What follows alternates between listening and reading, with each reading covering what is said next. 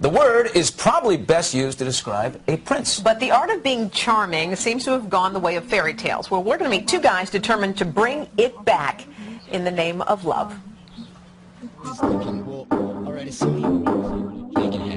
Joshua Pellicer and Jordan Harbinger haven't always had luck with the ladies. You're on Game On. But when they helped a colleague score big with that special someone, the bosses at Sirius Satellite Radio tapped them to host a show about helping other guys improve their game. We don't want to just recreate us.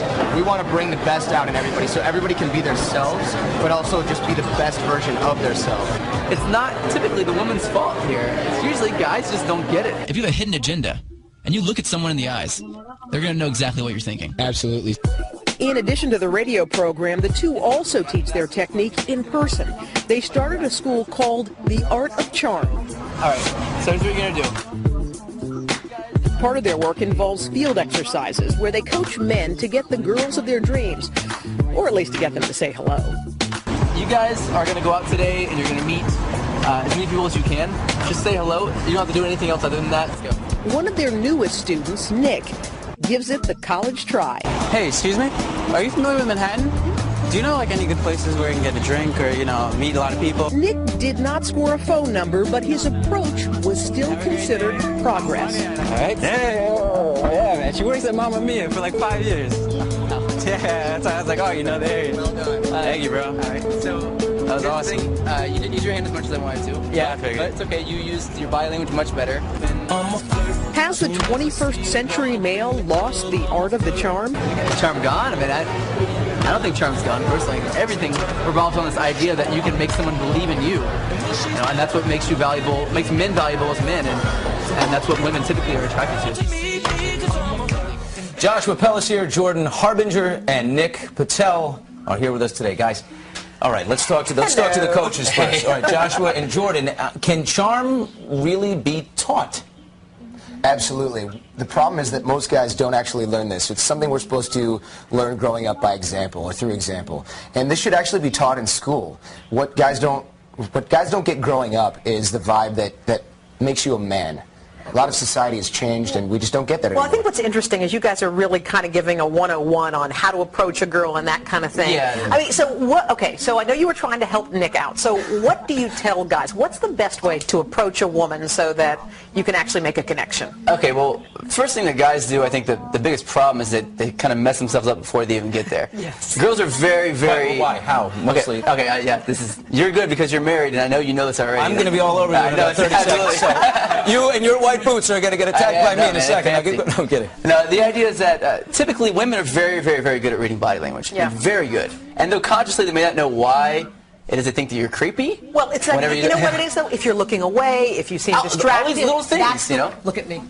Look at me. You have beautiful eyes. That makes it very easy. Exactly. So, how was that, fellas? So perfect. See, your gold, your money. So the idea is that, you know, you have these dominant body language features and traits, and if you're not a dominant man to the core, they can tell. Okay. Okay, now guys, is the biggest problem that guys face that they're thinking about sex? Oh, that's a huge problem. And the woman can detect right away. You're trying to get the clothes. Right. You don't want to jump straight to the end of an interaction. That's, you know, patience progresses essentially. So what you have to do is there are 3 stages to an interaction. Attraction in the beginning, rapport, which is connection in the middle, and then seduction is at the end. And guys try to skip. I think the problem is a lot of guys just do they do too much. They try too hard, and that's a big turnoff. Now, okay, let me ask you, Nick. You were on the street. You approached this girl. You were adorable. I don't know why she didn't give you her number. Thank you. I would have given you my number. Actually, to cut you off, what happened was I walked back. Hey, there we go. He's still learning. We didn't learn anything. You weren't paying attention.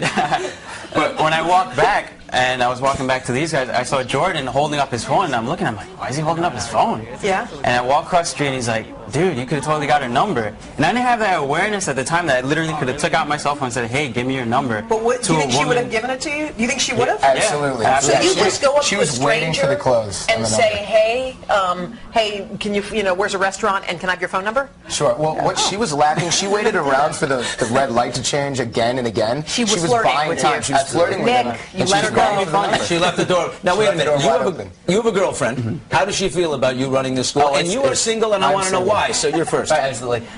It's really hard to date a dating coach, especially one that knows what he's doing. I mean, it's really hard because ultimately, she's got to live into this idea that I know what I'm doing with dating. And a lot of times women want to be the ones that are in control of what happens in the interaction. Don't we just want authentic, though? I mean, I know there's a game to it, and hold on, but you can work it and all that kind of stuff. But I mean, isn't there a point where you just want real? You don't want someone who knows how to work it. No, there's in the stages in the beginning, it is about being fun and curious and the mysterious kind of guy is fun. But after you get past that, there's no joking around in the stage of rapport. When you build connection, like if your best friend's like talking about something serious and you go make a joke. That doesn't work. work. What are you doing? Why are you single? The real answer, honestly, is because it's fun. Yeah. It's a lot of fun to be single, especially in Manhattan. So can I ask you this? If you tune into Sirius Radio, you can hear your tips? Absolutely. When is your show, by the way? Maximum 108. It's called Game On. Sirius 108, 2 p.m. Fridays at 2 p.m. Eastern. It's live, so people can call in and actually ask questions right off the bat. So you have a lot of success stories? Oh, it's great. It's amazing. Really? Yeah. Nick, are you a success story? It's life-changing stuff. Literally,